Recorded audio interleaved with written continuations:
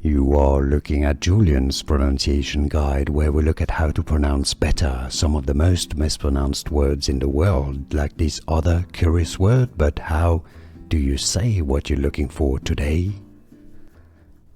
Let's learn once and for all how to pronounce this name correctly. If you want to learn more confusing names pronounced, stay tuned, there are more videos for you coming up. It's pronounced Jeffrey Epstein. Now, this last name is very often pronounced as Epstein in English. It's Epstein in German. So, because it's Epstein in German, it's generally pronounced as Epstein in English. But in this man's family, I suppose, it's been pronounced Epstein. This is why, in this particular case, it's pronounced Jeffrey Epstein.